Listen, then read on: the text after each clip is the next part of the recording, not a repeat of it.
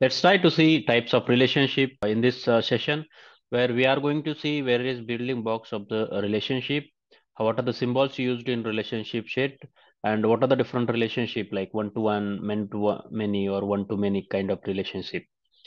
First, we will try to understand what is building blocks. Building blocks of relationship is nothing but entity set, means whatever the entity is. Let's say means we had a entity which is of a book and which has different attributes that can be specified in this rectangle box. That entity as a book, and the joining between them is can be done like different entities. So if you have book and author as two entities, then this two square brackets you can be used for book and author, and the relationship between them can be shown with this shape. And whatever the relationship, if it is one to many or many to one or one to one, that kind of relationship can be shown as with this crowfoot notations. Now, when we design a AR diagram, we do have this book as entity, and it does have this attribute. So this is an example, and we can have author as well. For author, we can have separate attributes as well. And when it comes to defining relationships basically tells me what is their relationship. So a book author can write many books, or one book can be written by many authors. So that kind of relationship can be possible. So depending upon the real time example or whatever the business scenario, based on that we need to identify the relationship between different entities, and this is what we need to transport it into the technical things as well, or database side. So one-to-one relationship, we can say a book is authored by only one author.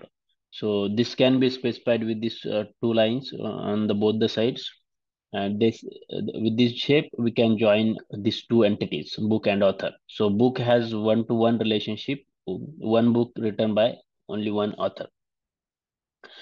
Then and this is specifically mentioned as one and then colon and one to one. So this is something which is specified like this. We have one to many relationship as well, where a book can be written by many authors.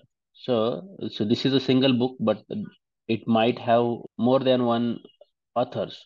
So if that is the case, then we need to specify, like you can say one, this is one for two lines when it comes to one, and then having many. So you can see this crowfoot notation, which is less than one book written by many author or authored by many authors.